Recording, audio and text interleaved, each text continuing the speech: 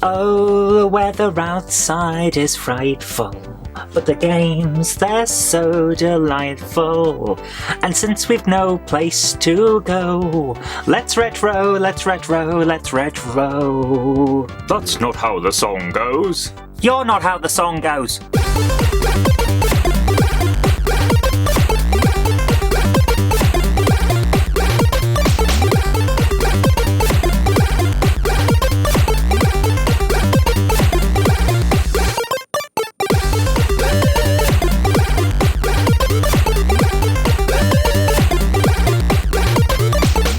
Daze Before Christmas is one of those interesting festive games that only comes along once every now and then, because you play as Santa, doing all the usual Santa things, only it's not the usual Santa things really, because something really bad has happened, and unless you can solve it, Christmas is ruined. So, we have a few in this genre, and we've actually talked about a few of them before. We've had the official Father Christmas, where you've got to assemble the sleigh, and all the elves just decide that you shouldn't. We've had Santa's Christmas Capers, where they decided that the best thing to do to replicate Santa was to stick a Santa into a shoot-'em-up game. That was a bit weird. Now, we have this. Someone's invaded the North Pole, and they've nicked all your presents, and unless you can get them back, Christmas is ruined. Oh my goodness. So, Sunsoft in 1994 decided they were going to throw their hat into the festive ring, and they got a small team of Scandinavian developers to create this game. It's got 24 levels, and I'm going to solve all of them so that we can bring you some festive cheer. Let's do it!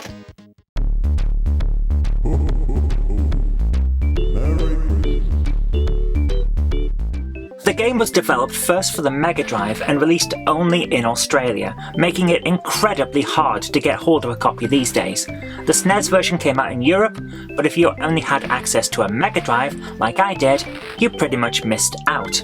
That's why we're playing on an emulator today to check out this version. It's a very nice, cartoony platformer, in a similar vein to something like James Pond or any number of other mascot platformers. You play as Santa Claus, but if you pick up a cup of tea, suddenly you change into a red-faced demon called Anta Claus. Why the developers didn't think to use Krampus here, I just don't know. I mean, he's an established character in the lore, why not stick him in?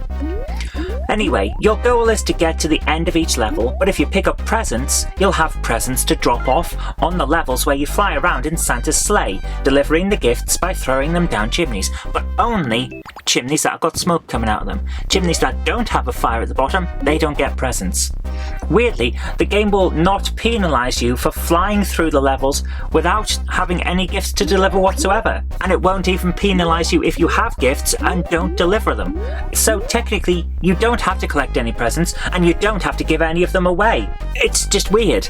Many enemies will try to stop you on your journey, but you do get infinite continues, so finishing the game is really just a matter of when, not if. Some enemies are in plain sight, but some are hidden in the presents themselves. Other presents contain Santa hats, which count as your health meter. You can only have 5 hats maximum. If you pick any more up, it just doesn't count. Or bombs. The bombs are easy to avoid if you get one, so don't worry about it too much. Also, they don't affect any of the elves or the enemies, so they're more of a nuisance to you rather than anything else. The final presents contain elves. Yeah, the elves have been stuffed in boxes and then wrapped up. It's very, very sick when you think about it.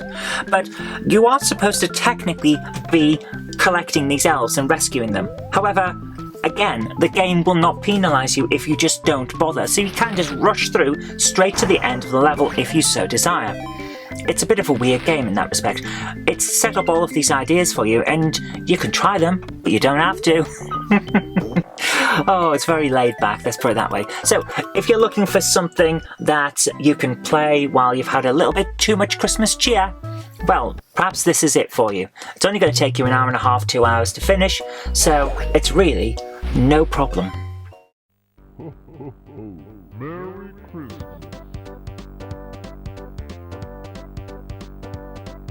The Super Nintendo version was ported from the Mega Drive's assets, but it was done in just 6 months. When you play it, however, you will not notice the ridiculously short amount of time that the game was worked on because it looks polished. For For the most part, it is an excellent platformer and it lives up to Sunsoft's reputation from the NES era.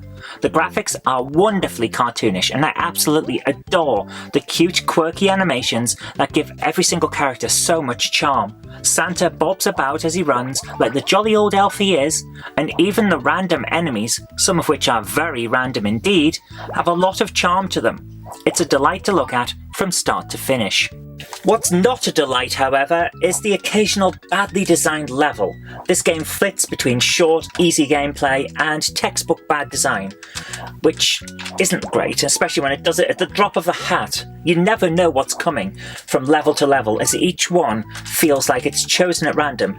Well, I suppose it is set out as an advent calendar, so technically they are kind of random, but that's not really the thing. After the second boss, you know whatever's ahead of you isn't going to be much fun, so it's an advent calendar full of annoyances. Shall we run through the gallery of bad game choices? We've got fast rising water that kills you in short order. We've got leap of faith gameplay, so you can never tell what's ahead. We've got water traps and bottomless pits out of nowhere. And to top it all off, we've got moving platforms that just aren't there unless you literally stop playing the game and wait for them.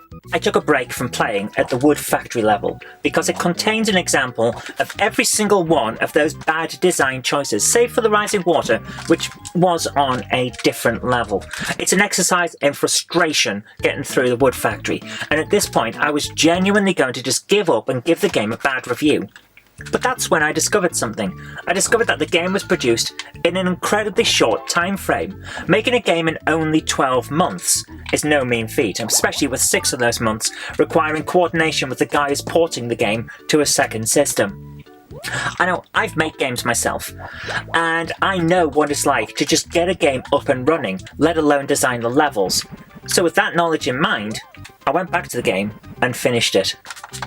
For a game with 24 levels produced in only 12 months, that means an average of 2 weeks to get each level working before you have to move on to the next one. And that's not even including time to code the engine, design the sprites, get the music and effects working, and so on and so forth. It's more likely, given testing time and all of that, that the level design only had a day or two per level. So under those constraints, is the game really all that bad? I would have to say no. The levels are all different, and while there are themes that crop up time and time again, each one has a distinct feel. There are even fun quirks here and there, which make a nice experience. Trying to get up pipes to access new areas feels very Santa-like, and navigating vertically, doubling back on yourself and indulging in some light maze design certainly breaks up what could have easily become a linear left-to-right set of levels. In addition, each boss battle is unique, and that adds a lot of charm to the game. The first boss is a standard hit him until he falls over type, but we've also got a boss that's only vulnerable when he's rolling, a boss that can only be hurt once you've dropped a weight on him, and a final boss that has a tiny weak spot that you've got to hit precisely. That one feels like it's straight out of Yar's Revenge, and I love it. The boss battles really sell the game, in my opinion. They divide up what could otherwise be a linear set of standard platformer levels. I also love that you're required to deliver presents to various locations after each boss fight, which not all Santa games remember to include, even though it's his main job. So, is this a festive classic, or does it sit alongside Santa's Christmas capers in the, well, at least you tried pile? On the whole, I think there is enough charm here to give the game a good rating. It's not the best platformer out there, but it does have enough of stuff going for it to make it a festive treat. Give it a play and see for yourself and get into the festive spirit. Merry Christmas and a Happy New Year. I'll see you next time.